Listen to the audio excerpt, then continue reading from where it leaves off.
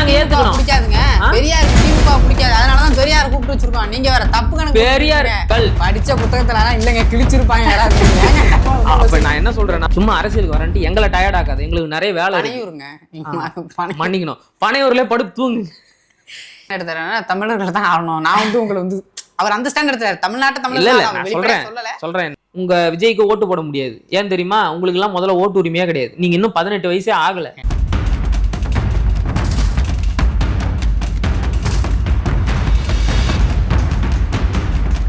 அனைவருக்கும் வணக்கம். நீண்ட நாட்களுக்கு பிறகு உங்களோட இணைவதில் எனக்கு பெரும் மகிழ்ச்சி. நம்மோட நெற்றிக்கல் மகிழன் அவர்களும் இணைஞ்சிருக்கிறாங்க. வணக்கம். வணக்கம். தமிழக வெற்றி கழகத்தினுடைய மாநாடு நடைபெற்று இருக்கிறது. அதை நீங்க எப்படி பாக்க? அது வந்து ஒரு அரசியல் கட்சியோட மாநாடு மாதிரி எனக்கு தெரியல. அது வந்து பாத்தீங்கன்னா விஜய் படத்தோட ஒரு ஆடியோ லான்ச் இருக்கும்ல, அப்படிதான் எனக்கு இருந்துச்சு. நீங்க அந்த மாநாட்டை நல்லா கவனிச்சிங்கன்னா உங்களுக்கு புரியும். தொடக்கத்துல இருந்து ஆரம்பம் வரைக்கும் விஜய் அவர்கள் தன்னுடைய ஒரு புது படத்தோட பாடல் வெளியீட்டு விழா நிகழ்ச்சியில என்னெல்லாம் செய்வாரோ அதைத்தான் இங்கேயும் செஞ்சாரு. இப்ப இந்த மாநாட்டுக்குன்னே ஒரு பாடலை போட்டு அதை விஜயே பாடி அந்த பாட்டை போட்டு தான் அவர் வந்து பாத்தீங்கன்னா ஸ்டேஜுக்கு வராரு. அந்த பாட்டை போட்டுட்டு தான் அந்த ரேம்ப் வாக்கும் செய்யறாரு. அப்புறம் வந்து பாத்தீங்கன்னா அவர் பேசிய பேச்சு வந்து பாத்தீங்கன்னா ரொம்ப தட்டையான பேச்சு தான். எந்த ஒரு ஆழமான அரசியல் கருத்துக்களும் அதுல இல்ல. சும்மா மேம்போக்கா இந்த பிரச்சனை இருக்கு, அந்த பிரச்சனை இருக்கு, இதெல்லாம் சரி செய்யாம நீங்க என்ன பண்றீங்க பிரதமரே, நீங்க என்ன பண்றீங்க அங்கிள் ஸ்டாலின் அவர்களே, இப்படிதான் பேசினாரே தவிர இப்ப நீட் வேணாம் அப்படின்னு சொன்னாரு இல்ல. எதுக்காக நீட் வேணாம்? நீட்டை எப்படி ஒழிப்பீங்க? உங்ககிட்ட அதற்கான திட்டம் என்ன இருக்கு? இப்ப அவருடைய கல்வி விருது வழங்கும் நிகழ்ச்சி ஒண்ணுல இதே நீட் தேர்வை குறித்து பேசும்போது கல்வியை மாநில பட்டியலுக்கு கொண்டு வரணும் அப்படின்னு எல்லாம் பேசல. ஸ்பெஷல் கன்கரண்ட் லிஸ்ட்னு ஒண்ணு உருவாக்கணும் அப்படின்னு பேசினார். அது என்னது? அது ஸ்பெஷல் கன்கரண்ட் லிஸ்ட். அதாவது வந்து இந்திய அரசமைப்பு சட்டத்தின் அடிப்படையில ஒன்றிய அரசு, மாநில அரசு அப்படின்னு அதிகாரங்கள் பிரிக்கப்பட்டு இருக்கும். இது இல்லாம பொதுப்பட்டியல் அப்படின்னு ஒண்ணு இருக்கும். இந்த பொதுப்பட்டியல்ல மாநில அரசும் சட்டம் இயற்றலாம், மத்திய அரசும் சட்டம் இயற்றலாம். ஒரு கட்டத்துல மாநில அரசு போடுகின்ற சட்டமானது ஒன்றிய அரசோட அதிகாரத்தை மீறும் விதமா இருந்துச்சுன்னா அந்த இடத்துல ஒன்றிய அரசு எடுக்கிற முடிவு தான் செல்லும். இந்த பொதுப்பட்டியலை பொறுத்த வரைக்கும் கல்வியை வந்து எமர்ஜென்சி பீரியட்ல இந்திரா காந்தி அவர்கள் பொதுப்பட்டியலுக்கு கொண்டு போயிட்டாங்க. இப்ப இந்த நீட் தேர்வு மாதிரியான கொடும் நுழைவுத் தேர்வுகளை ஒழிக்கணும் அப்படின்னா அதற்கு இருக்கிற ஒரே வழி பொதுப்பட்டியல்ல இருக்கிற கல்வியை மறுபடியும் மாநில பட்டியலுக்கு கொண்டு வரணும். ஆனா இவர் என்ன தெரியுமா சொன்னாரு? ஸ்பெஷல் கன்கரண்ட் லிஸ்ட் மாதிரி ஒரு பட்டியலை உருவாக்குங்க அப்படின்னாரு. அது எப்படி அவன் உருவாக்குவான்? சரி, ஓகே, நீங்க வந்து ஒரு திட்டத்தை சொன்னீங்க, அதை இங்க கொஞ்சம் விரிவுபடுத்தி சொல்லியிருக்கலாம்ல. மக்கள் வேண்டாம் வேண்டாம் என்கிறார்கள், மக்கள் வேண்டாம் என்கின்ற நீட் தேர்வை தான் நீங்கள் எங்கள் மீது திணிக்கிறீர்கள் அப்படின்னாரு. சரிப்பா, நீட் தேர்வு வேணாம், அதை ஒழிக்கிறதுக்கு நீ என்ன வச்சிருக்கிற? நீ ஏதாச்சும் திட்டம் வச்சிருக்கிறியா? அதான் 26 நாங்க சொல்றோம் அப்படின்னாங்க இல்லையா? அதுக்கு எதுக்கு இவ்வளவு கோடி செலவு பண்ணி மாநாடு போட்டீங்க? இல்ல, நாங்க இவ்வளவு பேர் இருக்கிறோம், எங்களுக்கு மக்கள்கிட்ட என்ன சொல்ல வர விரும்புறாருன்னா, நாங்க இவ்வளவு ரசிகர்கள் இருக்கோம், இவ்வளவு கூட்டங்கள் என் பின்னாடி இருக்கு, கூட்டம் எல்லாருக்கும் தாங்க. எங்க கிட்ட இவ்வளோ பெரிய மக்கள் பலம் இருக்குன்றத மற்ற அரசியல் கட்சிகளுக்கும் ஒட்டுமொத்த நாட்டுக்கும் தெரிவிக்கிறதுக்காக இந்த மாநாடை நடத்தினாருன்னு நீங்க சொல்றீங்க. நான் என்ன கேட்கிறேன்னா, கூட்டம் எல்லாருக்கும் கூடும், ஏன் பண்ணி கூட கூட்டமா தெரியும். அதுக்குன்னு கூடிய கூட்டம் எப்படிப்பட்ட கூட்டம் என்பதுதான் ரொம்ப முக்கியம். அது எல்லாமே அரசியல் படுத்தப்பட்ட கூட்டமா? அங்கே வந்திருந்தவர்களுக்கு அடிப்படை அரசியல் அறிவாச்சும் இருந்துச்சா? நான் சொல்றது வந்து நீங்க தமிழ்நாட்டு அரசியல் வரலாறு, இந்திய அரசியல் வரலாறு, உலக அரசியல், பூகோள அரசியல் எல்லாத்தையும் கரைச்சு குடிச்சிருக்கணும் அப்படின்னு கூட நான் கேட்கல. அதெல்லாம் வந்து அதீதமானது. எல்லாருக்குமே எல்லாம் தெரிஞ்சிருக்கணும் அப்படின்னு எந்த அவசியமும் இல்லை. குறைஞ்சபட்சம் நீங்க விஜய்க்காக வந்திருக்கிறீங்க, விஜய் கட்சிக்காக வந்திருக்கிறீங்க, அந்த கட்சி கொள்கைன்னு ஒண்ணு அறிவிச்சிருக்குல்ல. நல்லது பண்ண வந்திருக்காங்க, அதை விட்டுட்டீங்க. நீங்க முடிச்சிடுறேன். அந்த கட்சி கொள்கைன்னு ஒண்ணு அறிவிச்சிருக்குல்ல. என்ன கொள்கை? செக்யூலர் சோசியல் ஜஸ்டிஸ் அப்படின்னு ஒரு கொள்கை. ஒரே வரிதான். இந்த கொள்கையை அங்க வந்து யாருக்குமே சொல்ல தெரியலைங்க. சரிங்க, 5 கொள்கை தலைவர்கள் அறிவிச்சிங்களே, அவங்களாச்சும் யாருன்னு சொல்லுங்கன்னா அதுவும் யாருக்கும் தெரியல. 100 பேர் வந்தா 100ல ஒரே ஒருத்தன் தான் சொல்றான் அந்த 5 பேர் யாரு அப்படின்னு.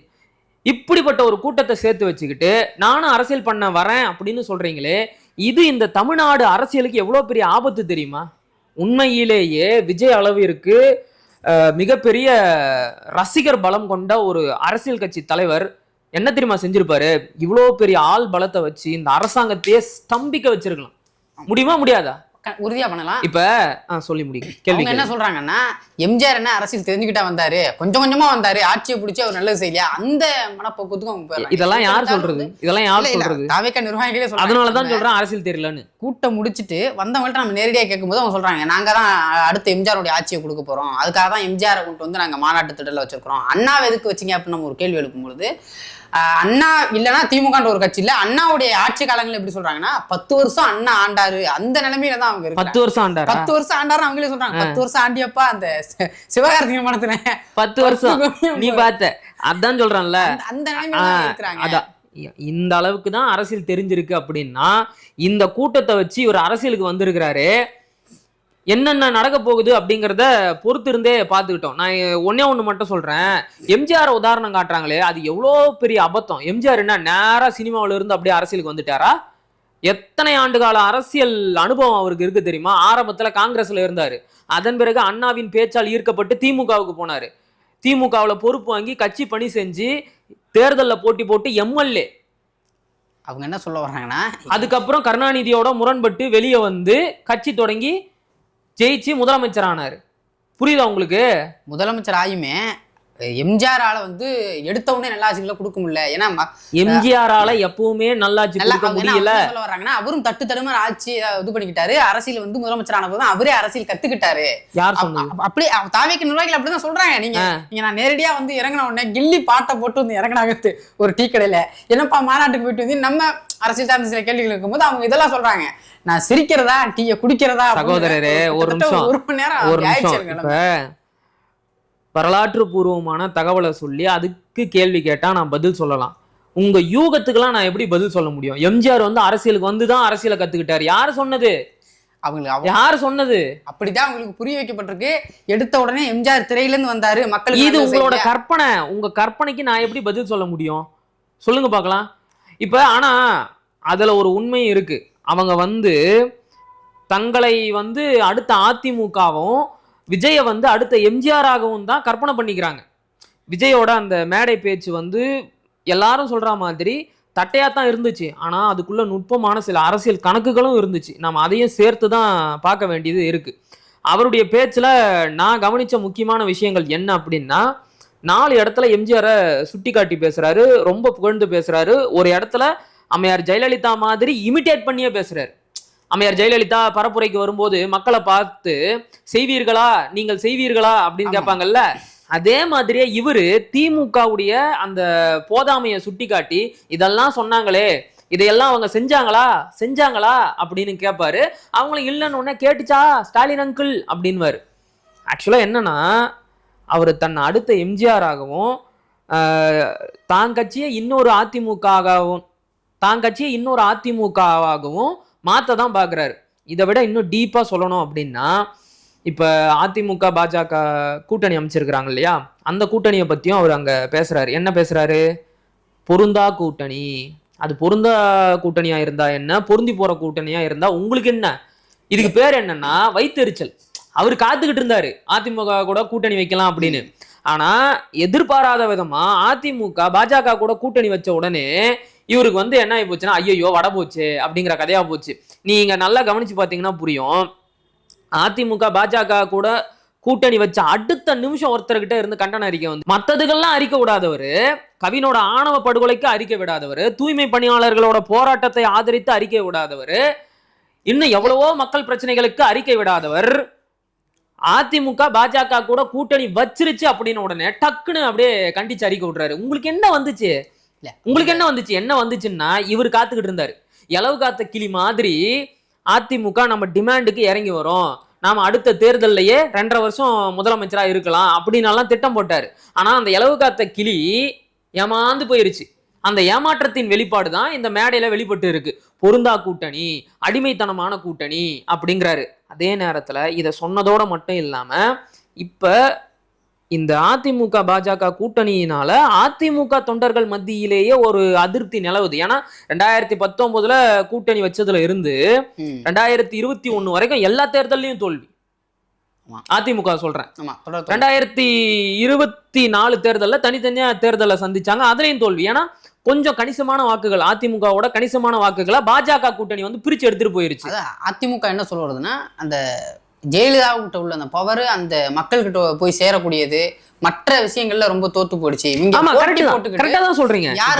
அதான் சொல்றேன். அப்ப இந்த கூட்டணியினால அதிமுக தொண்டர்கள் மத்தியிலேயே கடுமையான அதிருப்திகள் நிலவுது. நீங்க பார்த்திருப்பீங்க, போன வாரம்லாம் அதிமுகவோட முன்னாள் மூத்த நாடாளுமன்ற உறுப்பினர்களாக இருந்த அன்வர் ராஜா, மைத்ரேயன் போன்றவர்கள் எல்லாம் அதிமுகவில் இருந்து விலகி திமுகவுல இணைஞ்சாங்க. அவங்க தான் இன்னொரு ஸ்டேட்மென்ட் வைக்கிறாங்கல்ல, எடப்பாடி பழனிசாமியோட போக்கே சரியில்லை, அவங்க ஒண்ணு வைக்கிறாங்க. கரெக்ட். அதிமுக சார்பில் இருந்து அடுத்ததா இல்ல ஜெயலலிதா அம்மையார் அவர்களுக்கு வந்து துரோகம் பண்ணிட்டு போறாங்க. கரெக்ட். ஏன்னா ஜெயலலிதா வந்து தெளிவா சொன்னாங்க, கூட்டணி இனி ஒரு காலத்திலயும் நான் பாஜக கூட கூட்டணி வைக்க மாட்டேன்னு சொன்னாங்க. ஆனா அவங்க இறந்த உடனே அவங்க கொடுத்த வாக்குறுதியை மீறி தான் இவங்க கூட்டணி வச்சிருக்கிறாங்க. சரியா? நான் முடிச்சிடுறேன். அடுத்து நீங்க சொன்னீங்க தெரியுமா, முக்கியமான விஷயம், அம்மையார் ஜெயலலிதா மாதிரி இவரால மக்கள் மத்தியில போய் சேர முடியல. உண்மை.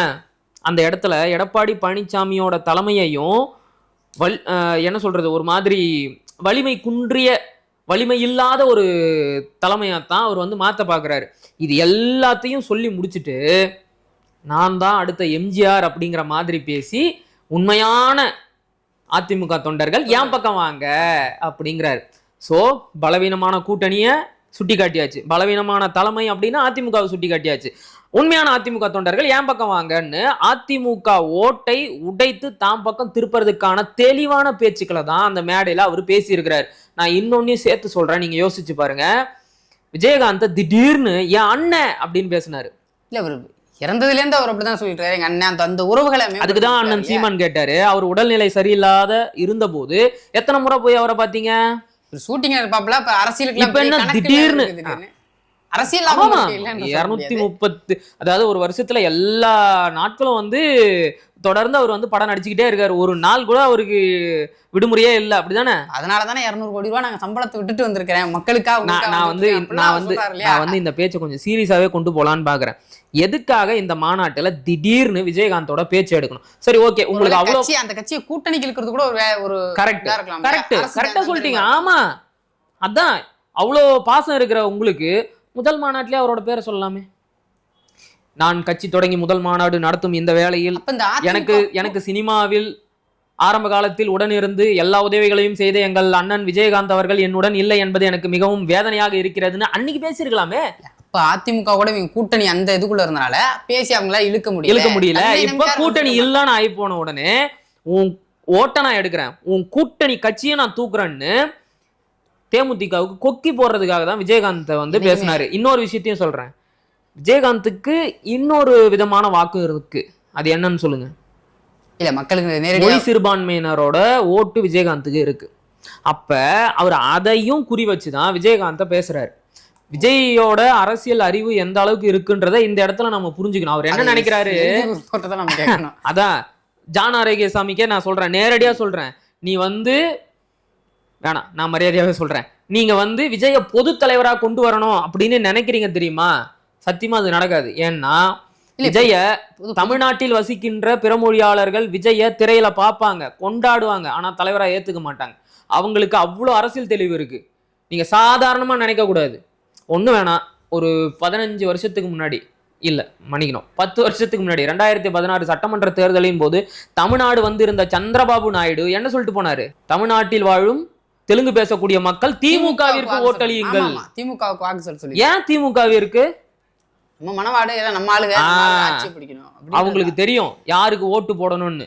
விஜயகாந்த் பேசிட்டா மொழி சிறுபான்மையினர்லாம் எனக்கு ஓட்டு போட்டுடுவாங்கன்னு தயவு செஞ்சு தப்பு கணக்கு போடாதீங்க. இல்ல, போடுற கணக்கே வந்து அவரு போடுற கணக்குல இல்ல, எழுதி கொடுக்கறத படிச்சுட்டு அதாங்க அவரை வந்து என்னன்னா ஒரு பிராண்ட் மூஞ்சியா முன்னாடி நிறுத்திட்டு பின்னாடி இருந்து இந்த ஜான் ஆரோக்கியசாமி ஆகட்டும், ஆதவ் அர்ஜுனாவாகட்டும் தப்பா அரசியல் கணக்கு போடுறாங்க. அதுலயும் கால கொடுமை என்னன்னா, ஆதவ் அர்ஜுனாலாம் ஏறி அண்ணாவோட அரசியல் தத்துவம் என்ன தெரியுமான்னு ஒண்ணு பேசினாரு பாருங்க. நான்லாம் வியந்துட்டேன், எந்த புக்ல இருக்குன்னே தெரியல. பேச போறதுக்கு முன்னாடி விஜய் கையில அண்ணாவின் மாபெரும் தமிழ் கனவுன்னு ஒரு புத்தகத்தை கொடுத்துட்டு போனீங்களா? அந்த புத்தகத்துல எந்த இடத்துல நீங்க சொன்ன கருத்து பதிவு செய்யப்பட்டிருக்கு? படிக்கவருக்கு நேரம் தெரியாது. ஜனநாயக படம் ஷூட்டிங் முடிஞ்சு எல்லாமே ஷோ, எல்லாமே ஷோ தாங்க. வருவாரு, வரப்போறோம், வந்துட்டோம் அப்படின்னு தான் ரசிகர்கள். ஏங்க நீங்க வந்துட்டீங்க வாங்க, அரசியல் எதிர்க்காதீங்க, மக்களுக்கு நல்லது செய்யுங்க, உங்களை யாரும் வேணான்னு சொல்லல. ஆனா உங்களோட கொள்கை என்ன? ஏன் வந்து கொள்கை கொள்கைன்னு இதே கேக்குறீங்கன்னு கேக்குறாங்கல்ல. கொள்கை என்பது ஒரு கட்சிக்கு உயிர் மாதிரி. உயிர் இல்லாத உடம்பு என்ன? போனோம். நாம் தமிழர் கட்சி ஆட்சி வரவுன்னு ஒண்ணு கொடுக்கும். சரி, 26ல கொடுக்கும். அதை அப்படியே ஜெராக்ஸ் போட்டு அது முக்கியமானதை மெயின் பண்ணி இதெல்லாம் எங்க கொள்கை கொடுத்துருவாங்க. வெயிட் பண்ணுங்க. ஏன்னா 2000 நான் கேக்குறது என்ன? நான் கேக்குறது உங்க கொள்கை என்னன்னு கேக்குறேன். நீங்க வந்து உங்க ஆட்சியின் செயல்பாட்டு வரவையோ இல்லைன்னா உங்க தேர்தல் அறிக்கையோ நான் கேட்கல. நான் கேக்குறது உங்களுடைய கொள்கை என்ன? மக்களுக்கு நல்லது, செக்யூலர் சோசியல் ஜஸ்டிஸ்னு ஒண்ணு சொன்னீங்கல்ல, அதை கொஞ்சம் விளக்கி சொல்லுங்க. அதைத்தான் அவங்க என்ன சொல்ல வர்றாங்கன்னா, மக்களுக்கு நல்லது செய்வோம், திமுகவை ஒழிப்போம், திமுக அநியாயம் பண்ணிட்டு இருக்கு, கொள்ளையடிக்குது, இதையெல்லாம் மாத்துறதுக்கு தலைவருக்கு நீங்க ஓட்டு போடணும். இது இருக்கு தெரியுமா? இது மட்டும் தான் சொல்றேன். இது இருக்கு தெரியுமா? இப்ப நீங்க சொன்னீங்க இல்லையா, ரோட்ல போறான்ல ஒரு 5ஆம் கிளாஸ் படிக்கிற பையன், அவன் கூட சொல்லுவான். இல்ல இதை சொல்லும்போது எனக்கு மக்கள் லஞ்சத்தை ஒழிக்கிறேன், ஊழல் ஒழிக்கிறேன், அவ்வளவுதான்.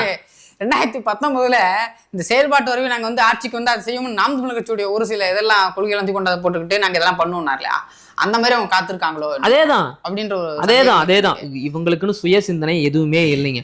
முழுக்க முழுக்க அரசியலையே ஒரு சினிமா மாதிரி தான் அணுகுறாங்க.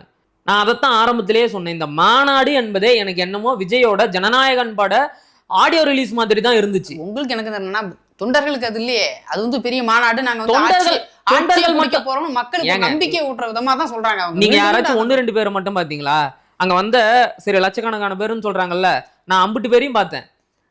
அவங்க மனசுல அரசியல் கட்சி மாநாட்டுக்கு வந்திருக்கிறோம், விஜய் ஒரு அரசியல் தலைவர் அப்படிங்கிற எண்ணமே இல்ல. விஜய பார்க்கணும். ஒரு விஷயம் கவனிச்சிங்களா? அந்த மாநாடு நடக்கும்போது விஜய் ரேம்ப் வாக் முடிச்சுட்டு போன உடனே பாதி கூட்டம் எந்திரிச்சு வெளில போயிட்டு. ஆமாமா, அது இந்த முறை நடந்துச்சு. வெயில் தாக்கங்க, நீங்க என்ன சொல்றீங்க? நீங்க வெயில் தாக்கி காலையில இருந்து உட்கார்ந்துருக்காங்க, பசி மயக்கம் பக்கத்துல. அப்ப வந்து அதான் விஜய பார்க்க தான் வந்தீங்க. விஜய் என்ன பேசுறாரு, என்ன அரசியல் கருத்து சொல்றாரு, அதெல்லாம் உங்களுக்கு முக்கியம் கிடையாது. அவருக்கு புரியணும்ல, அவரே அவர் பேரை வச்சு படிச்சுதான். மதுரை தெற்கு, மதுரை வடக்கு, இந்த புதுப்பாட்ட படம் நினைக்கிறேன், 1000 வழக்கு அப்படின்னு ஆரம்பிப்பாங்களே, அந்த மாதிரிதான் சொன்ன மாதிரி எல்லாத்தையும் எழுதி வச்சுதான் படிக்கிறாரு. அவருக்கே மக்களோட பிரச்சனை மனசுல நிக்கல அப்படிங்கிற போது அவங்களோட தொண்டர்கள் கிட்டையும் நீங்க அதெல்லாம் எதிர்பார்க்கவே முடியாது. இந்த மாநாடு இது குறித்து திடீர்னு அண்ணன் சீமான் அவர்கள் ஒளிகன்னு பெரும் கோஷம் பண்றாங்க. நான் ஏன்டா ஒளிகன்னு கோஷம் போட்டியும் அப்ப நான் கேட்கும்போது சொன்னாங்க, தளபதியை பார்த்து உங்களுக்கு பயமாயிருச்சு, தளபதியோட ரசிகர்லாம் உங்களுக்கு ஓட்டு போட மாட்டாங்கன்னு தெரிஞ்சிருச்சு, அதனால நீங்க வந்து அவரை வலிமையா எதிர்க்க. இதுக்கு முன்னாடி மட்டும் நீங்க எனக்கு திமுக மாதிரி நீங்களே காசு வாங்கிட்டீங்கன்னு பெரும் பரப்புரை. தளபதியோட ரசிகர்கள் எல்லாம் எங்களுக்கு ஓட்டு போட மாட்டோம்னு நாங்க திட்டுறோமா? நான் சொல்றேன், தளபதி ரசிகர்களான நீங்களே உங்க விஜய்க்கு ஓட்டு போட முடியாது. ஏன் தெரியுமா? உங்களுக்கு எல்லாம் முதல்ல ஓட்டு உரிமையே கிடையாது. நீங்க இன்னும் 18 வயசே ஆகல. அதான் உண்மை. ஒரு அம்மா 2 பசங்களை கூட்டிட்டு வந்துச்சு. என்னம்மா எங்க வந்தீங்க? விஜய பாக்கணும்னு குழந்தைங்க ஆசைப்பட்டுச்சு, கூப்பிட்டு வந்தேன். கோயிலுக்கு என்னம்மா விஜய்க்கு ஓட்டு போடுவீங்களா? ஐயே நாங்க அதிமுக அப்படின்ட்டு போகுது. என்னடா விளையாடிட்டு இருக்க? ஸ்கூல் பசங்களுக்கு எல்லாம் ஓட்டு உரிமை கிடையாதுடா. 1.5 லட்சம் பேர்னா ஒரு 50,000 பேர், 1 லட்சம் வாக்குகள் இருக்கு இல்லையா மாநாட்டிலேயே? 1 லட்சம் ஓட்டு, 1 லட்சம் தாராளமா வாங்கிக்கோங்க. 1 லட்சம் ஓட்டுங்கிறது எவ்வளவு பர்சன்டேஜ் தெரியுமா? இல்ல அந்த மாநாட்டு குறித்து அவங்க கணக்கு பண்றது. இப்ப 2 லட்சம் நாற்காலி போட்டு 3 லட்சம் பேர் வந்திருக்காங்க, 2 லட்சம் பேர் போயிட்டாங்க, அந்த கணக்கு அவங்க பண்றாங்க. அவங்களுடைய அரசியல் கணக்குன்னு உங்களுக்கு ஆரம்பத்துல போட்ட நாற்காலியோட எண்ணிக்கை 50,000, போட திட்டமிட்டு இருந்த நாற்காலியோட எண்ணிக்கை 1.5 லட்சம். ஆனா கடைசியில அந்த 50,000 கிடைக்கல. மொத்தமா போட்டதே 1 லட்சம் நாற்காலி தான். சரியா? அதுலயும் பாதி உடைச்சிட்டானுங்க. இல்ல உடையில பாதி போயிடுச்சு. பாதி போயிடுச்சு. தலைமால தூக்கி வச்சுட்டு போயிட்டாங்க. தளபதியை பார்க்கணும் ஒரு ஆர்வத்துல ஏறி குதிப்போம், அது உடையும். நீங்க குவாலிட்டியான இதை போட்டுருங்க. பழைய காலம் மாதிரி ஒரு இரும்பு சேர உங்களுக்கு எல்லாம் இதுக்கப்புறம் டைட்டானியத்துல தான்டா செஞ்சுட்டு வந்து போடணும். எதை போட்டாலும் உடைச்சிடுறீங்க. தளபதி வந்து மாநாடு நடத்துற மாதிரி இல்லங்க. நீங்க மாநாடு நடத்தினா வந்து என்ன சொல்றீங்கன்னா, கூட்டம் நடக்கிறதுக்கு இடங்க தரமாட்டேறீங்க, நாற்காலி போட நாற்காலி கொடுக்க கூடாதுன்னு சொல்றீங்க. அப்புறம் வந்து எத்தனை பேர் வருவாங்கன்னு காவல்துறை வச்சு கேள்வி கேட்க. நாற்காலி வந்து போடக்கூடாதுன்னு சொன்னாங்களா? யாரு? ஆமா, அரசு அழுத்தம் கொடுக்குதுல, நீங்க எல்லாம் துணை நிக்கிறீங்களா எலெக்ஷன், அப்படித்தான் சொல்றாங்க. நீங்க வேற அதை தாண்டி ஒண்ணு சொன்னாங்க, கூட்டத்துல எத்தனை பேர் வருவாங்க போலீஸ்காரங்க கேக்குறாங்க. போலீஸ்காரங்களுக்கு இது என்ன வேலைன்னு கேக்குறாங்க. இப்போ உங்களுக்கு தெரியும், பொதுவான ஒரு கூட்டம், இப்போ ஒரு தெருமுனை கூட்டம் போறோம்னாவே காவல்துறை இல்ல. இந்த கேள்வி எல்லாம் உனக்கே சிரிப்பா இல்ல? இதுக்கெல்லாம் எப்படி பதில் சொல்றது? இல்ல நீங்க இங்க இருக்கீங்க, நான் ரியலா கேட்டுட்டு எனக்கு சிரிக்காம வந்திருக்கு பாரு, அதுக்கே உன்னை பாராட்டணும். கட்டுப்படுத்திக்கிட்டு டேய் சிரிச்சாதரா, அந்த பிச்சைக்காரன் படத்துல சிரிச்சாதரா அந்த நிலைமை தான் இருந்தது. என்ன அப்படின்னா, காவல்துறை பொறுத்தளவு ஒரு சின்ன தெருமுனை கூட்டம் போடுறாங்க, ஒரு 100 பேர் உட்காரனாமே கேட்பாங்க, குறைந்தபட்சம் எத்தனை பேர் வர்றாங்க, எவ்வளவு நாற்காலி போடுவீங்க, அதுக்கு ஏத்த மாதிரி தான் அவங்க பாதுகாப்புக்கு ஏற்பாடு செய்வாங்க, எத்தனை காவலர்களை கொண்டு வந்து நிறுத்தணும் அப்படிங்கறத திட்டமிடுவாங்க. விக்கிரவாண்டி மாநாட்டுல கூட அவங்க அதைத்தான் பெருசா காவல்துறை எத்தனை பேர் வருவாங்கன்னு கேக்குறாங்க. எத்தனை பேர் வருவாங்க நம்ம எப்படி சொல்ல முடியும்? ஒரு தோராய கணக்கு கூட உங்களால வச்சுக்க முடியல. அது பெரிய வருத்தமா இருக்கு நமக்கு. ஏன்னா இதெல்லாம் எல்லா கூட்டத்திலும் கேட்பாங்க. அதிமுக கேட்டீங்களா, திமுக கேட்டீங்களா அப்படின்னா எல்லா கூட்டத்திலும் கேட்டிருப்பாங்க, அது சொல்லியிருப்பாங்க. இதை பிரபலப்படுத்தி பேசு பொருளாக்கி ஊடகங்கள் தன்னை தன்னுடைய ஊடக டிஆர்பி ரேட்டுக்காக ஒன்று பண்ணுதுன்னா அதை இவங்க நம்பிக்கிட்டு செய்திகள் சொல்லப்படுது. ஓஹோ அப்படியா இருக்குமோ, திமுக உண்மையிலேயே நம்மளை எதிர்க்கு போல, பயப்படுது போல. திமுக உண்மையாகவே எதிர்கட்சியினர் கூட்டம் நடத்தும் போது சில இடையூறுகளை செய்வாங்க, உண்மை, அதுல மாற்று கருத்தே கிடையாது. இப்ப கூட பார்த்தோன்னா தொடர்ந்து ஐயா எடப்பாடி அவர்கள் சுற்றுப்பயணம் செஞ்சுக்கிட்டு இருக்கும்போது எல்லா கூட்டத்துக்குள்ளேயும் அவசர ஊர்தி ஆம்புலன்ஸ் நுழைஞ்சுக்கிட்டே இருக்கு. அவர் எச்சரிக்கை செஞ்சும் கூட திரும்ப திரும்ப செஞ்சுக்கிட்டே இருக்காங்க. அதாவது போலீஸ் கிட்ட அனுமதி வாங்கி தான் அந்த கூட்டம் நடக்குது. ஆமா, ஆம்புலன்ஸ் வந்தா அவங்க போக்குவரத்து வேற ஒரு ரூட்ல மாற்று வழி ஏற்படுத்தி இருப்பாங்க. ஆனாலும் வேணும்னே நான் அந்த ரூட்ல தான் வருவேன் அப்படின்னா அப்ப நல்லா தெரியுது இது எல்லாமே திட்டமிட்ட ஒரு செயல் தான் அப்படின்னு. குறைந்தபட்சம் இதே மாதிரி நம்ம கட்சி கூட்டத்துக்கும் நடந்திருக்கு. லோக்கல்ல எந்த சப்போர்ட்டும் கொடுக்க கூடாது. சீமான் கூட்டம் போடுறாருன்னா அவருக்கு பந்தல் கான்ட்ராக்டர்கள் யாருமே மேடை போடுறது, அதுக்கப்புறம் இந்த லைட்டு மைக் செட் எதுவும் கொடுக்க கூடாதுங்கிற தொந்தரவு திமுக கொடுக்கும், மாற்று கருத்தே கிடையாது. ஆனா தாவேகாவுக்கு அதை செய்யுமா அப்படின்னா செய்ய மாட்டாங்க. ஏன் தெரியுமா? நாம எதுவும் பண்ண தேவையில்ல. இந்த வாட்டி மைக் செட்டு குடுக்குறான் தெரியுமா, அவனே முடிவு பண்றான் அடுத்த வாட்டி கொடுக்க கூடாது அப்படின்னு. ஏன்னா நீ தான் எதையும் விட்டு வைக்க மாட்டேங்கிறியா. இரும்ப வளைச்சு இப்படி வச்சுட்டு போறாங்க. ஒருத்தன் இரும்பு பைப் இப்படி வளைச்சு 4 பைப் இப்படி வச்சுட்டு தூக்கி போறான். தாவேக்காரங்க தான் பண்ணாங்க. நீங்க எப்படி இது பண்ணுவீங்க? சமூக விரோதிகள் மாதிரி உள்ள யாராவது திருட்டு போய் அழிட்டு போய் வந்திருப்பாங்க அப்படின்னு அவங்க சைட்ல இருந்து வர சொல்ற கருத்து சரி நான் சொல்லல. அதாவது அத்தனை நூத்துக்கணக்கான சேர் உடைஞ்சதுக்கு காரணம் சமூக விரோதிகள். நீங்க எல்லாம் ரொம்ப யோக்கியமானவங்க, ஒழுக்கமானவங்க. உடைச்சிட்டாங்க. நீங்க வேற ரேம்போக்ல எவ்வளவு பேர் நடந்து போனாங்க, உடைச்சாங்களா? சரி, நீங்க ரொம்ப ஒழுக்கமானவங்க அப்படின்னா நீங்க யாரும் விஜய் ரேம்ப் வாக் போகும்போது தொந்தரவு பண்ணிடக்கூடாது அப்படிங்கறதுனால தானே இடைவெளி விட்டு 10 அடிக்கு வேலி அமைச்சு அவரை நடக்க விட்டாங்க. வரும்போது கையாட்டினா பத்தாதா? கிரீஸ் தடவன கம்பிய கூட தொடச்சிட்டு தாவி குதிச்சு போய் விஜய் காலை பிடிச்சி இழுக்கிறீங்களே, உங்க ஒழுக்கத்தை தான் நாங்க பார்த்தோமே. ஒரு கட்சியினுடைய தலைவரை பக்கத்துல பாக்குறோம், அவர் கட்டி பிடிச்சிட மாட்டோமா, ஏதோ ஒரு லைக்ல ஒரு போட்டோ எடுத்துட மாட்டோமா, கை கொடுத்துட மாட்டோமா? நான் ஒண்ணு சொல்றேன் பாருங்க, விஜய்க்கு அந்த கட்சி இடையூறு செய்து இந்த கட்சி இடையூறு செய்து அப்படின்னு எல்லாம் சொல்றாங்கல்ல. உண்மையாகவே விஜய்க்கு யார் தெரியுமா பெரிய தொல்லை, இடையூறு, கேடு, சாபம் எல்லாமே அவரோட ரசிகர்கள் தான். அது எதனால தெரியுமா? விஜய் அவர்களை அரசியல் மயப்படுத்தாமல் போனதுதான். ஒரு கொள்கையை சொல்லி கொடுத்து, அரசியல்னா என்னன்னு சொல்லி கொடுத்து, களத்துல எப்படி வேலை செய்யணும் அப்படிங்கிற பயிற்சி எல்லாம் கொடுத்துருந்தா அவங்களுக்கு ஒரு ஒழுக்கம் வந்திருக்கும். இப்ப இந்த களத்துல பணி செய்யணும் அப்படின்னும் போது எனக்கு என்ன சொல்றதுன்னா, இவங்க ஒரு குற்றச்சாட்டை என்ன வைக்கிறாங்கன்னா, இப்ப திமுக அதிமுக தாண்டி நாம் தமிழர் கட்சி மீது ஒரு குற்றச்சாட்டு வைக்கிறாங்க. நாங்க உள்ளாட்சியில இத்தனை இடங்கள்ல வெற்றி பெற்றிருக்கிறோம் அப்படின்னு. நாம ஜெயிக்கவே இல்லையா? இல்ல, நாங்க ஜெயிச்சிருக்கோம், நாம் தமிழர் கட்சியும் ஜெயிச்சிருக்கு, பல இடங்கள்ல இருக்காங்க. அதாண்டி அவங்க எந்த நம்பிக்கையை சொல்றாங்கன்னா, உள்ளாட்சியவே பிடிச்சிட்டோம், அடுத்த ஆட்சியை தாங்க பிடிக்கிற அப்படின்னு. புரிய மாட்டேங்குது. ஒரு கவுன்சிலரு, ஊர் தலைவர் ஜெயிக்கிறதெல்லாம் பாத்தீங்கன்னா, வார்டு மெம்பர் ஜெயிக்கிறதெல்லாம் பாத்தீங்கன்னா ஊர் செல்வாக்கு, தெரு செல்வாக்கு, ஜாதி செல்வாக்குன்னு 1008 காரணிகள் இருக்கு. அது எல்லாமே விஜய்க்காக ஓட்டு விழுந்துருச்சுன்னு சொல்லக்கூடாது. அப்படி பார்த்தா நமக்கும் நிறைய கவுன்சிலர்கள் இருக்கிறாங்கல்ல, தலைவர் இருக்காங்க, இதே வார்டு உறுப்பினர் இருக்கிறாங்கல்ல. அப்புறம் என்ன அவங்க என்ன சொல்றாங்கன்னா, திமுக அதிமுக கட்டமைப்பு பாக்குறாங்க, உள்ளாட்சியில இவங்க எல்லாம் தலைவரான்ட்டாங்கன்னா அங்க ஆட்சியை பிடிச்சாங்க. அது மாதிரி உள்ளாட்சி ஓரளவு பிடிச்சிட்டோம், அப்ப நேரடியா சட்டமன்றத்துக்குள்ளதான் நுழையிறோம். அந்த உங்களுக்காக தான் சட்டமன்ற கதவை திறந்து வச்சுக்கிட்டு வாங்க வாங்க அப்படின்னு கூப்பிட்டு இருக்காங்க. அழுத்தம் கொடுக்காம இருந்தா மக்கள் மத்தியில நாங்க போவோம். என்ன சொல்ல, நான் ஒரு அதிமுகவோட மூத்த நிர்வாகி, ரொம்ப காலமா பூத் கமிட்டி மெம்பரா இருக்கிறாரு. இன்னும் சொல்ல போனா எங்க தொகுதியில இருக்கிற எல்லா பூத் கமிட்டி மெம்பருக்கும் அவர் தான் ஹெட். எங்க தொகுதியில ஒரு 300-395 சம்திங் பூத் இருக்குன்னா அது எல்லாத்துக்கும் அவர் தான் ஹெட்டா இருந்து இந்த பூத்துக்கு இவங்க போங்கப்பா அப்படின்னு பிரிச்சு விடுவார். அவர்கிட்ட பேசுனதுக்கு என்னென்ன, தாவேகாவில் பூத் கமிட்டிலாம் செட் பண்ணிட்டாங்க, ஆளுங்கள்லாம் பிடிச்சிட்டாங்க போல, தம்பி போங்க தம்பி, ஒவ்வொருத்தனையும் எப்படி வேலைக்கு வாங்கணும், எப்படி மாத்தணும்னு எங்களுக்கு தெரியும்.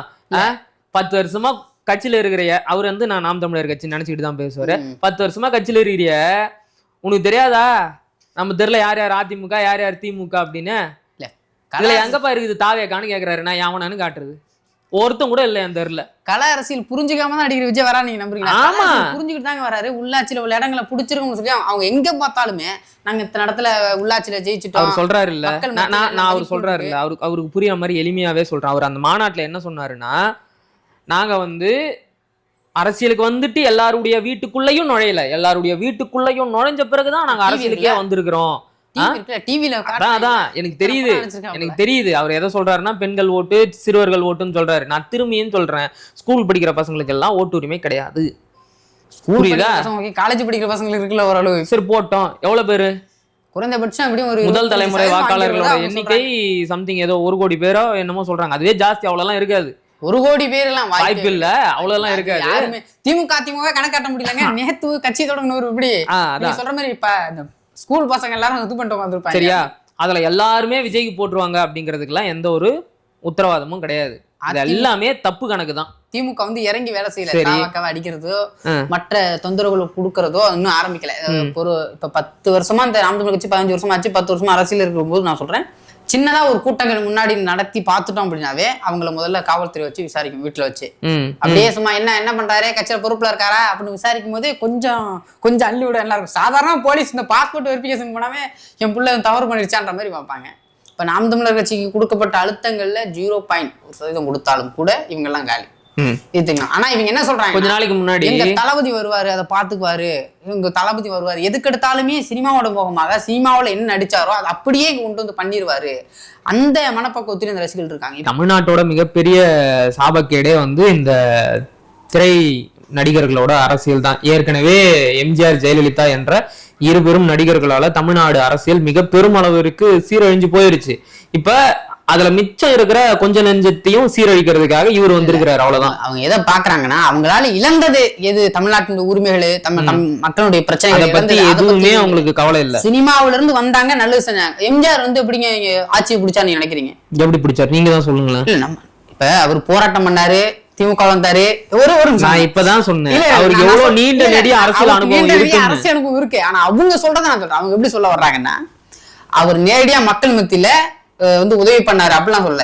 திரையில நடிச்சாரு, மக்களுக்கு நல்லது செஞ்சாரு, திரையில செஞ்சாரு, அதையே தரையில செஞ்சாரு, ஆட்சியை பிடிச்சிட்டாரு, நாங்களும் அதான் செஞ்சுக்கிட்டு இருக்கோம். என்ன செஞ்சீங்கடா அப்படின்னு நான் கேட்கும்போது, அனிதா நீட்டுக்கு வந்து அவங்க வீட்டுக்கு போனது, நள்ளிரவுல போனது, மற்ற பிரச்சனைகளுக்கு குரல் கொடுத்தது, மெரினா புரட்சி, முக்கியமா மெரினா புரட்சியில தளபதி வந்து எல்லாருக்கும் பின்னாடி நின்று முன்னாடி நின்று இளைஞர்களை வழி நடத்தினாருன்றதெல்லாம் சொன்னாங்க. இது சொல்றவங்க ஒரு 15-16 வயசு பையன் வச்சுங்க. இதெல்லாமே மிகப்பெரிய அரசியல்னா, கட்சி கூட்டத்திலே அதாங்க சொல்றாங்க. ஒவ்வொரு மக்கள் பிரச்சனைக்கும் களத்துக்கு போய் மக்களா நின்று அந்த மக்களுடைய துன்ப துயரங்களை, கோரிக்கைகளை, குறைகளை எல்லாம் கேட்டு அதுக்காக தொடர்ந்து போராடிக்கிட்டு களத்திலேயே நிக்கிற அண்ணன் சீமான் அவர்கள் எவ்வளவு பெரிய அரசியல் தலைவர். எல்லாரும் ஒரு நிமிஷம், முதல்ல உங்களுக்கு சோசியல் சர்வீஸுக்கும் பாலிடிக்ஸுக்குமே வேறுபாடு தெரியல. கேட்டா வந்து எங்க தளபதி வந்து 10ஆம் கிளாஸ் 12ஆம் கிளாஸ் படிச்சு நல்ல மார்க் எடுத்த பசங்களுக்கு பரிசு கொடுத்தாரு, மூக்குத்தி கொடுத்தாரு, தொங்கட்டாங் கொடுத்தாரு அப்படிங்கிறீங்க. அதுக்கு பேரு சோசியல் சர்வீஸரா? அதுக்கு பேரு பாலிடிக்ஸ் கிடையாது. நான் என்ன கேக்குறேன், நான் அதான் ஆரம்பத்திலே சொல்ல வந்தேன், இவ்வளவு பெரிய தொண்டர் பலம் வச்சிருக்கீங்கல்ல, ஒரு அரசியல் பிரச்சனையை கையில எடுத்துக்கு களத்துல வந்து தீவிரமா போராடி அதுக்கு நான் தீர்வு வாங்கி கொடுத்தேன்னு சொல்லுங்க, நானே கைத்தட்டி உங்களுக்கு பாராட்டுறேன். தொடங்குறேங்க, இப்பதாங்க தொடங்கி 2 வருஷம் ஆகுதுங்க, கட்சி தொடங்கி 2 வருஷம் ஆகுது. இது வரைக்கும் நீங்க என்னதாங்க பண்ணிருக்கீங்க? எத்தனை தடவை களத்துக்கு வந்திருக்கீங்க? ஒரு நிமிஷம், அவர் பெருசா நம்பிக்கிட்டு இருந்தது பரந்தூர் விமான நிலையத்தை பத்தி, சரியா? அந்த பரந்தூர்ல 17 ஏக்கர் நிலத்தை கரைய முடிச்சிட்டாங்க இந்த ஏர்போர்ட்டுக்காக. விஜய் அவர்கள் அது குறித்து என்ன வாயை திறந்தாரு? பரந்தூருக்கு நேர்ல போனாருன்றீங்கல்ல, அந்த இடத்த விலை பேசி வாங்க ஆரம்பிச்சிட்டாங்க. காஞ்சிபுரத்துக்கு சரி, ஓகே, ஏதோ ஒண்ணு பரந்தூருக்காக போனீங்க அதானே? இப்ப அந்த நிலத்தை கரைய முடிச்சிட்டாங்க ஏர்போர்ட்டுக்காக தான். என்ன பண்ண போறீங்க? என்ன பண்ணீங்க? அந்த செய்தி வந்து 1 மாசம் ஆச்சு. ஒரு அறிக்கை, ஒரு கண்டனம், மக்களை மிரட்டி அதிகமான சலுகைகள் கொடுத்து இயற்கையை நாசப்படுத்துற, விவசாய நிலங்களை அழிக்கின்ற ஏர்போர்ட்டை கொண்டு வர இந்த திமுக அரசு முயற்சி பண்ணுது. பாஜகவும் இவங்களும் கள்ள கூட்டணி வச்சுக்கிட்டு தமிழ்நாட்டோட இயற்கை வளங்களை அழிக்கிறாங்க. ஏதாச்சும் ஒண்ணு பேசினாரு? 26க்கு அப்புறம் பேசுறாங்க. எல்லாருமே ஆட்சியை பிடிக்கிற நேரங்கள ஆட்சியை பிடிச்ச பிறகு சரி செய்யும். அப்ப அவர் பேசின பிறகு என்கிட்ட வந்து கேள்வி கேளுங்க. அவர் பேசுற வரைக்கும் நாங்க வெயிட் பண்ணிட்டு இருக்கணுமா? அது வரைக்கும் நம்ம மக்கள் அதே பிரச்சனையில அப்படியே கணத்துல கை வச்சுட்டு உட்காந்துட்டு இருப்பாங்களா? இவர் வந்த போது பரந்தூர மட்டும் இல்ல, இன்னொரு பிரச்சனையும் கையில எடுத்தாரு, வேங்கை வயல் பிரச்சனை. வேங்கை வயல்ல இன்னைக்கு என்ன நிலைமை? வேங்கை வயலுக்கு நேர்ல போறேன்னு சொன்னாரு. இவர் அங்க போறேன்னு சொன்ன அடுத்த நாள்ல தான் வந்து பாத்தீங்கன்னா ஒரு குற்றப்பத்திரிகை வந்து தாக்கல் செய்யப்படும். அந்த குற்றப்பத்திரிகையில என்ன சொல்லியிருந்தாங்க? எந்த மலம் கலந்த குடிநீரை குடித்து பாதிக்கப்பட்டார்களோ அந்த மக்களே குற்றவாளிகள் அப்படின்னு சொல்லிட்டு அந்த குற்றப்பத்திரிகை சொல்லிச்சா இல்லையா? இது எப்படி நியாயமாகும்னு சொல்லிட்டு அதை எதிர்த்து களத்துக்கு போயிருக்கு தவிர அப்படியே ரசிகர் பட்டாளத்தை திரட்டிக்கிட்டு எவ்வளவு பெரிய போலீஸ் தடுத்தாலும் பரவாயில்ல அந்த ஊருக்குள்ள போயிருக்கணுமா இல்லையா? நேரடியா நடிகர் விஜய் அவர்கள் போனா மக்கள் எல்லாம் கூடிடுவாங்க, மக்கள் சந்திக்கக்கூடிய மக்களை கூடட்டுங்க அவங்க அதைத்தான் கூடட்டும், மக்கள் கூடணும், போராட்டங்கள் வெடிக்கணும். அப்பதான் இந்த அழுத்தம் அரசுக்கு ஏற்பட்டு ஒரு மாற்றம் வரும். நான் வெளியவே வரமாட்டேன், சட்டையே வேர்க்க கூடாது, அதையும் கூட நான் வெளியே வரமாட்டேன் அப்படிங்கறத கூட எவ்வளவு தெனாவட்டா அந்த மாநாட்டுல சொல்றீங்க. ஒரு சிங்கம் கதையை சொல்லி சிங்கம் வந்தா வேட்டைக்கு தான் வரும், சும்மா வேடிக்கை பார்க்கலாம் வராது. அப்ப நீ என்ன சொல்ற? நான் அடிக்கடிலாம் வெளில வரமாட்டேன், என்னை எதிர்பார்க்காத, நான் தேர்தலுக்கு மட்டும் வருவேன், நான் ஓட்டு கேட்பேன், ஓட்டு போட்டுறா. இல்ல அது வந்து நீங்க அப்படி பார்க்கக்கூடாது, ஒரு அச்சுறுத்தலா பார்க்கணும். நான் வந்து போராடுற மக்களோட நின்ற கூடாது, நின்னுட்டா உங்களுக்கு எல்லாம் பாதிப்பு. அப்ப அதை நீங்களே சரி திரும்ப சொல்றேன். ஏங்க இல்ல வாங்க களத்துக்கு வாங்க, மக்களை பாருங்க. களத்துல நின்றுட்டு தாங்க அரசியல் பண்றாரு அவரு, அதைத்தான் கிளைம் பண்றாங்க எப்பொழுதுமே. அவரோட ஒரே முதலீடு என்ன தெரியுமா? அவருடைய கட்சியோ அவருடைய கொள்கையோ எதுவுமே கிடையாது. அவருடைய ஒரே முதலீடு அவருடைய அந்த ஃபேஸ் வேல்யூ. திரையில மிகப்பெரிய ஸ்டார் அப்படிங்கிற அந்த ஃபேஸ் வேல்யூ இருக்கு தெரியுமா? அதை கொஞ்ச நாளைக்கு பாதுகாக்கணும். அந்த ஃபேஸ் வேல்யூ, அதுல இருக்கிற அந்த கிரேஸ், மக்களுக்கு அதுல இருக்கிற ஈர்ப்பு குறைஞ்சிருச்சுன்னா மக்கள் யாரும் அவரை நோக்கி போக மாட்டாங்க. இப்ப 10 வாட்டி ஒரே ஆளை திரும்ப திரும்ப பார்த்தோம்னு வைங்களேன், அட இவ்வளவுதானா? ஆமா, என்னப்பா அங்க யாரு புதுசா ஒருத்தரை பார்க்கும்போதுதான் ஒரு விதமான ஈர்ப்பு இருக்கும். இவ்வளவு நாளா திரையிலேயே பார்த்துமே நடிகர் இப்ப நேர்ல வந்திருக்கிறாரு, அந்த ஈர்ப்பு இருக்கும். உண்மையிலேயே வெள்ளையா தாண்டி இருக்காரு, இவர் உண்மையிலேயே பாரு எவ்வளவு ஹேண்ட்ஸமா இருக்காரு, அந்த பேச்சு அப்பதான் இருக்கும். ஒரு 10 வாட்டி மூஞ்ச திரும்ப திரும்ப பாத்தீங்கன்னு வச்சுங்களேன், அடைச்சிப்ப இந்த அடிக்கடி வருவார், அடுத்த வாரம் கூட போராட்டத்துக்கு வரேன்னு சொல்லி இருக்கிறாரு. அப்படி ஆயிருச்சுன்னு வச்சுக்கேன், அவ்வளவுதான் முடிஞ்சு. விஜயால அடுத்த கட்டத்துக்கு போறதுக்கான ஸ்டஃப் எதுவுமே இல்ல. பேச்சாற்றல் இருக்கா? இல்ல கிடையாது. எழுத்தாற்றல் இருக்கா? எதுவுமே கிடையாது. அப்போ உனக்கு இருக்கிற ஒரே மூலதனம் அந்த ஃபேஸ் வேல்யூ, மக்களுக்கு அதுல இருக்கிற ஈர்ப்பு. அதை குறைய விடாம பாத்துக்கணும். அப்படின்னா அடிக்கடி நான் வெளியில வரக்கூடாது. அதைத்தான் ஒரு சிங்கம் கதையை சொல்லி, நான் பெரிய சிங்கம், நான் வெளிலலாம் வரமாட்டேன், நீ வெளில வரவே வராது. சிங்கம் கதை சொல்ல வேண்டியது இல்லையா? மார்க்கெட் கதை சொன்னாவே போதும். மார்க்கெட்ல கிடைக்காத பொருளுக்கு தான் ரொம்ப அதிகமா இருக்கும். நீ வெளிலே வராத, நீ வராத, சரியா, நாங்க பாத்துக்கிறோம். அரசியல் என்னது இது? அரசியலா இது? நீங்க சொன்ன மாதிரி சந்த கடையில ஒரு பொருள் புதுசா கொண்டு வந்து வச்சுட்டு, இது அடிக்கடி கிடைக்காது, சீசனலுக்கு தான் கிடைக்கும், உடனே முந்துங்கள், இந்த மாதிரி தானே. 200 கோடி ரூபாய் ஊதியத்தை விட்டுட்டு தான் நாங்க அரசியலுக்கு வர்றோம்னு இன்னமும் கிளீன் பண்றாரு. காரணம் என்ன? உங்களுக்கு நான் வந்து மார்க்கெட் இழந்துலாம் வரல அப்படின்னு கமலா வேற ஒரு குத்துறாரு. அதை எப்படி பாக்குறீங்க நீங்க? சரி வாங்க, வாழ்த்துறோம். நாங்க வந்து உண்மையிலேயே வந்து வரவேற்கிறேன், அந்த விஷயத்துல வரவேற்கிறேன். ரஜினி கமல் மாதிரி மன்னிக்கணும், ரஜினி மாதிரி ஏமாத்தாம, நான் வரேன் அப்படின்னு சொல்லிட்டு ஏமாத்தாம. ரஜினி ஒரு ஸ்டாண்ட் எடுத்தாருன்னா தமிழர்கள் தான் ஆகணும். நான் வந்து உங்களை வந்து அவர் அந்த ஸ்டாண்ட் எடுத்தாரு, தமிழ்நாட்டை சொல்றேன் என்னன்னா, அவருக்கு விஜய் நினைச்சிருந்தா இன்னும் கூட 20 வருஷம் நடிக்கலாம், நிறைய வாய்ப்பு இருக்கு. உண்மையிலேயே அவருக்கு மார்க்கெட் இருக்கு. இப்பவே படம் ஃபிளாப், அப்புறம் 20 வருஷம் இருக்கு. இப்ப மட்டும் நான் நடிக்கிற படம் எல்லாம் நல்லா நடிச்சிட்டு இருக்காங்களா பெரிய பெரிய நடிகர்கள்? இப்ப ரஜினி இது ஒரு படம் வந்துச்சுல்ல, நல்லா இருக்கா? படம் பார்த்தோம்னா சொன்னாங்க, ஆனா போட்ட பணத்தை எடுத்துட்டாங்க. யாருக்காக ஓடிச்சு? ரஜினி. அது மாதிரி தான் இவரும் திரைத்துறையில இருந்தாருன்னா, இவரை நம்பி பணம் போட்டவங்களுக்கு முதல் வந்து நஷ்டமாகாது, திரும்பி வந்துடும். அதனால இன்னும் 20 வருஷம் கூட நடிக்கலாம். 5 படத்துக்கு ஒரு நல்ல படத்தை கொடுத்துட்டு பெரிய ஹீரோ அப்படிங்கிற அந்த ஃபேஸ் வேல்யூவை எப்பவும் காப்பாத்திக்கலாம். இப்ப அந்த உச்ச நட்சத்திரம்ங்கிற அந்த இடத்த விட்டுட்டு நான் வந்திருக்கிறாரு அரசியலுக்கு. நான் அதை வந்து இல்லைன்னு மறுக்கல, ஆனா என்ன அரசியல் செஞ்சீங்கன்னு தான் கேட்கறேன். குரல் கொடுத்துருக்கோம் இல்லையா மக்களுக்கு? அவங்க கிளைம் பண்றதே அதான் கிளைம் பண்றாங்க. நீங்க அரை மணி நேரமா பேசியிருக்கிறேன், நானும் திரும்ப ஒரே கேள்வியை வேற மாடுலேஷன்ல கேட்கிறேன். பரந்தூர் உமால் எது குரல் கொடுத்தமா? ஏங்க குரல் நான் கூட தான் கொடுக்குறேன். குரல் அத நீங்க கொடுக்கறது வேற, விஜய் கொடுக்கறது வேறங்க. நீங்க கொடுத்தா இந்தியாவோட போடும், விஜய் கொடுக்கறது இந்தியா முழுக்க. கரெக்ட். அப்ப விஜய்க்கு அவ்வளவு வேல்யூ இருக்குல்ல, ஏன் அவ்வளவு சீரியஸா அரசியல செய்யல? எனக்கு தெரியாது. ஏதோ சொன்னாங்க பரந்தூர் பிரச்சனையா, அதுக்காக போராடினா பேர் கிடைக்கும். ஏதோ வேங்கை வயல் பிரச்சனையா, வேங்கை வயல்ல என்ன பிரச்சனை அதை மட்டும் ஒரு 5 நிமிஷம் பேச சொல்லுங்களா? இல்லைங்க, வேங்கை வயல் எந்த மூலையில இருக்குது? மேப்பாட்டு சொல்லுவாருங்க, நீங்க கவலைப்படாதீங்க. வேங்கை வயல் எங்க இருக்கு, என்ன பிரச்சனை, எதுக்காக அப்படி செஞ்சாங்க, சாதினா என்ன, வருணாசிரம்னா என்ன, சனாதானம்னா என்ன, பாஜக என் சித்தாந்த எதிரி அப்படிங்கிறீங்களா, பாஜகவோட சித்தாந்தம் என்ன, சனாதானம். அந்த சனாதானம்னா என்ன ஒரு 5 நிமிஷம் பேசுங்க. அடுத்த கூட்டத்துல ஒரு சித்தாந்தமே தெரியாம நான் அதை அழிக்க போறேன், அதுதான் எனக்கு எதிரின்னு பேசிட்டு வரீங்களே, உங்களை எல்லாம் என்ன சொல்றது இல்ல. இன்னொரு விஷயம், திமுகவை என்னன்னு சொன்னாரு, பாஜக சித்தாந்த எதிரி, திமுக அரசியல் எதிரி. ஓகே, திமுக அரசியலா மட்டும்தான் எதிரி, திமுகவோட கொள்கை எல்லாம் ஓகே, திமுகவோட திராவிட கொள்கையை இப்ப நீங்க ஏத்துக்கிறீங்க. அதுலயும் முரண்பட்டு இருக்குல்ல, என்ன முரண்பாடுகளை கழிச்சுதான் பெரியார வச்சிருக்கோம். ஏங்க அவர் அதைத்தான் சொல்றாரு, திமுக எனக்கு வெறும் அரசியல் எதிரி மட்டும்தான், திமுகவோட திராவிட கொள்கையை நான் ஏத்துக்கிறேன் அப்படிங்கிறாரு. அப்ப இது திமுக 2.0. பெரியார் நாங்க ஏத்துக்கணும் பிடிக்காதுங்க, பெரியாருக்கு திமுக பிடிக்காது, அதனாலதான் பெரியார் கூப்பிட்டு வச்சிருக்கோம். நீங்க வேற தப்பு கணக்கு. பெரியாரின் பேரனேன்னு போட்டுக்கிட்டாரு. பெரியாருக்கு திமுக பிடிக்காதுன்னு யார் சொன்னது? இல்லைங்க, திமுக ஆட்சிக்கு வந்த உடனே விழுந்து விழுந்து திமுகவை ஆதரித்தவர் ஐயா ஈவேரா அவர்கள். படிச்ச புத்தகத்துல இல்லங்க கிழிச்சிருப்பாங்க யாராவது. அப்ப நான் என்ன சொல்றேன்னா உனக்கு ஒண்ணுமே தெரியல. நீ என்ன பண்ணு, பரந்தூர்லயே படுத்து தூங்கு.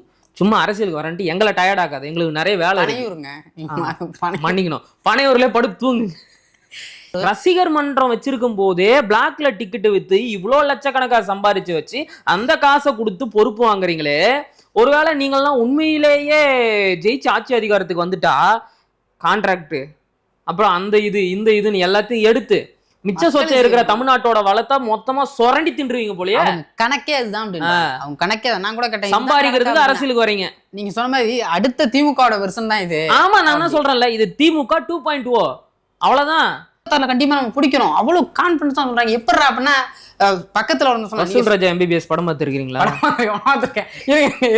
ரொம்ப அழகா இருக்கு சார். இப்படிதான் 18 வருஷம் சொல்லிக்கிட்டே அப்படியே சொல்லிக்கிட்டே இருக்கு.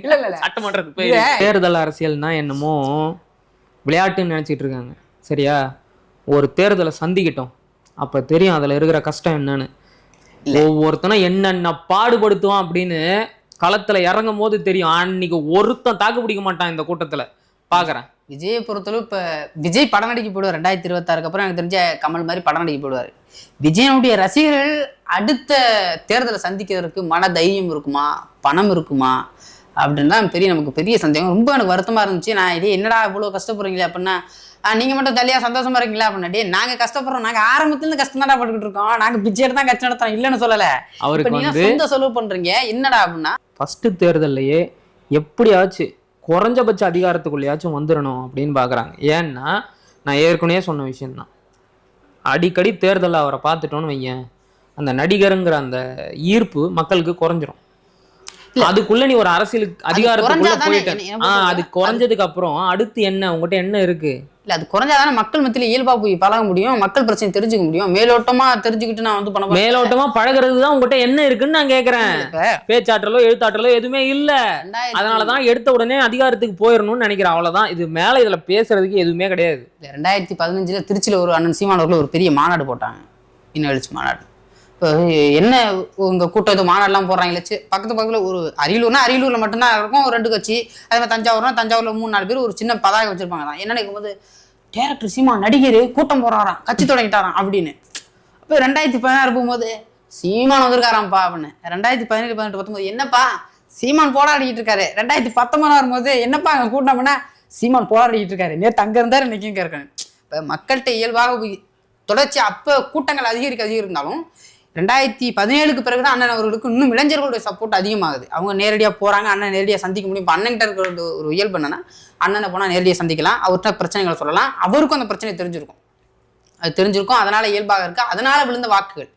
ஆனால் நடிகர் விஜயோட ரசிகர்கள் என்ன முடிவு பண்ணிட்டாங்கன்னா, திரைப்படத்தில் நடிச்சிருக்கோம், திரைப்படத்தில் நல்லது செஞ்சுட்டோம், அதை மக்கள் மத்தியில் விஜய் மக்கள் இயக்கமாக மக்கள்கிட்ட நம்ம நல்லது செஞ்சுருக்கிறோம் அப்படின்னு சொல்லியே அந்த மனக்கணக்குலேயே அவங்க ஆட்சியை பிடிச்சிடலாம். 2026 ஆட்சியை பிடிச்சிடலாம், மக்களுக்கு நல்லது செஞ்சிடலாம், திமுக ஒழிச்சிடலாம், அதிமுக ஓரம் கட்டிடலாம். இந்த மனப்பக்குவத்திலே தான் அவங்க தொடர்ச்சியான அரசியலை பண்ணிட்டு இருக்காங்க. இதுதான் இது நீங்க சொன்னாலும் சொல்லாட்டியுமே அதுதான் அவங்களுக்கு அந்த மனக்கணக்கு அதுதான் இருக்கு. அப்போ ஒண்ணுதான் சொல்ல முடியும், இதுக்கு வாழ்த்துக்கள், முயற்சி பண்ணுங்க, களத்துல பார்க்கலாம் எவ்வளவு ஓட்டு வாங்குறீங்கன்னு. அவ்வளவுதான். நன்றி.